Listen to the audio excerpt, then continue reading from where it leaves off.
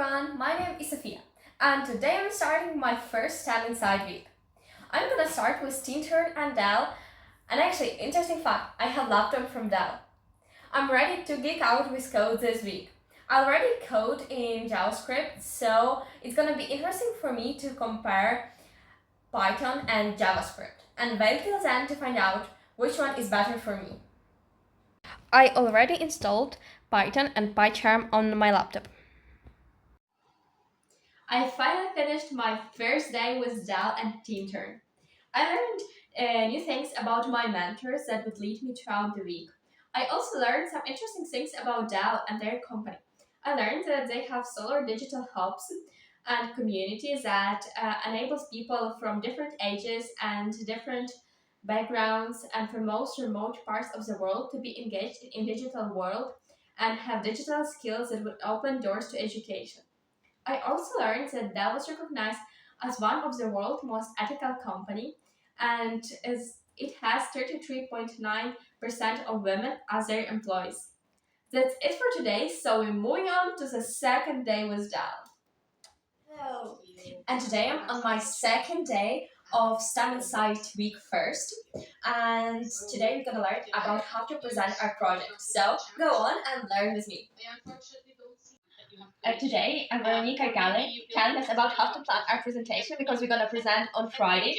So, main skills are know your audience, set your objectives, structurize your content. So, when lesson 2 will finish, I'm going to tell you what I learned during lesson 2. Okay, so right now, lesson 2. Lesson 2, I just finished lesson 2, so what I learned. The main agenda is to plan, prepare, practice, and present. It's kind of 4 P's that we need to keep in mind when we preparing and presenting. So the main thing that I learned also was like we need to focus to what audience we are aiming our presentation. Also, we need to focus on telling stories, visualizing, adding images, and also staying positive and shining during our presentation. So I'm gonna keep those skills in mind when I'm gonna do my presentation.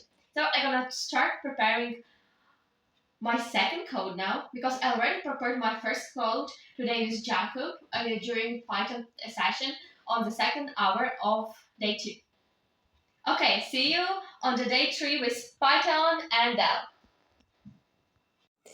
Hello everyone, and today we on third day of STEM Inside week first with Dell and Tintern. So I'm waiting to join to the call. We have a few minutes to prepare, so I'm gonna show you what I'm doing right now. Here I'm creating a new Python file and I'm calling it main calculator. This line def calculate is like naming your own mini toolbook by creating a function called calculate. You're organizing your calculator so you can use it whenever you want just by calling its name. For second and third line, you invite the users to type a number, but you're also making sure that Python understands its real number, not just text. Is this like telling Python, don't just read what I say, treat it as a number you can actually do a math with. The fourth line hands the users the control, letting them pick which math operations they want to perform. It's giving them a menu: add, subtract, multiply, or divide.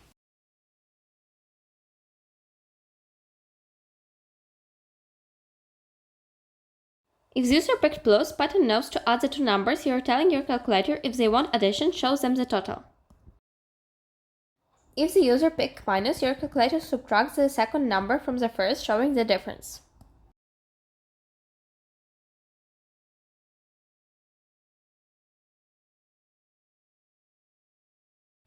For multiplication, it's like telling your calculator multiplies the two numbers and shows the answer. Anytime we're printing results, we say print in the brackets result, comma, num1, multiply or add num2. It's also applied for subtraction and division. So now when I select division, your calculator divides the first number by the second. Then we're saying else print invalid operation. And then we're saying calculate and the brackets. Let's see what happens now.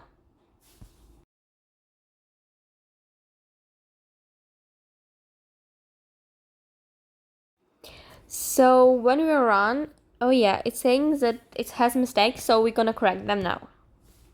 I think I could have some mistake just because I put it JavaScript rather than Python, or just forgot brackets.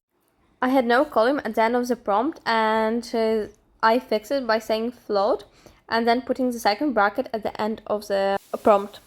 I also need to correct the second line, and on the fourth line I had incorrect spelling, not operation but operation. And in the third line I forgot to add one more equal, so I need to have two equals. Assign a value like checks for equality. I also forgot that Python requires a colon at the end of if, elif, and else statements to define the start of a code block. I also need to correct spelling. Python also uses indentation to define code blocks, and I need to add those for addition and subtraction. So now when I'm running my code, first number is 1, second number 2, and I'm adding them, that it gives me correct answer 3. During lessons with Zal, we learned how to be confident in the interview and have to succeed in it. So today I'll have a short interview with my mom, so wait till the end. Here's my second project, number guessing game. Everything that has imports, it kind of like imports to my new file and installation. From 9 to 13 is screen setup. Here's color definition that I used for my screen. Then I'm choosing font, that it will be Arial, and then I'm choosing to be 40, 28, and 22. Save file result JSON, it means kind of like save file path. Def draw text, it means draw text helper. Def button is setting button rendering and action. Def save results, it means core saving functionality of my program. Def get best score, it means the best scored retrieval. Def gets the number, it's kind of like everything that have in a code for my guessing number game. Then I have my code for arithmetic quiz game, that you can add, subtract, multiply, and divide.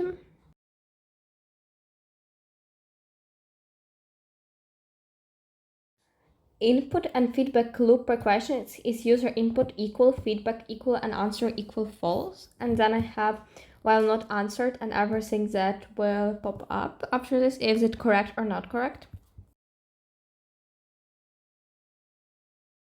And here's my code to show final score. I also have choose difficulty menu. There's hard, medium, and easy. Then I have kind of like start the main menu. And main menu would mean to start the game. Let's start with number guessing game. 33 is too low. 34 is too low. 37 is still too low. 45 a little bit too high. So 43 was the correct answer. Now we're going to try arithmetic game, easy mode, and 8 multiplied by 20 is 160. Now we're going to make a mistake in this one, so we're just going to say that it'll be 7. Yeah, and says wrong, it shows the correct answer. 15 plus 8, 23. 9 minus 5 will be 4. 6 divided by 1, 6. 5 divided by 1, 5. 13 multiplied by 14. I have no clue, so just round the answer 45. 12 minus 6. 8 plus 3, 11. 9 by 17 would be 153, I guess. Yeah, it's correct. 70 divided by 10, 7. And 16 minus 2 is 14. And we have 10 out of 12. Hello, my name is Arina. Today I will interview with you. Nice to meet you, Arina. Nice to meet you, Sofia. I started your CV and I will ask a few questions about it. Okay, go on. You ready? Yeah. Okay. First questions. What are some ways you think your young people can make a difference in STEM and healthcare today? I think they can build innovative solutions for real-world problems, and they can also use new technology to make healthcare accessible and user-friendly for everybody. Okay, thank you.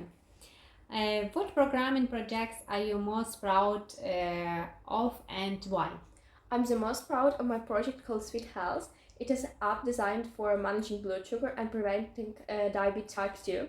It also has user interface especially for type 1 and type 2 diabetes, Yeah. and that would help them to make their life easier and manage their blood sugar.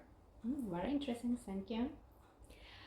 Can you tell me us more about your experience developing the Sweet Health app and what you learned from participating in the Technovation Challenge? I learned how to code in Python and JavaScript, how to make interface user-friendly, how to apply each feature for each person, and how to also design API key for my app. From Technovation Challenges, I learned how to present. I improved my presentation skills and my teamwork, because then I was teamed with another girl that we are building and improving my Sweet Health app today. Thank you so much. Okay, thank you for answering the question. But now I have special questions for you. Okay. You ready? Yeah. Okay. How would you sell a broken pencil? I wouldn't try to sell it. I would say it's useless. I would say it's very unique pencil. Nobody has it. I would say it's very small size, so you can put it in your handbag.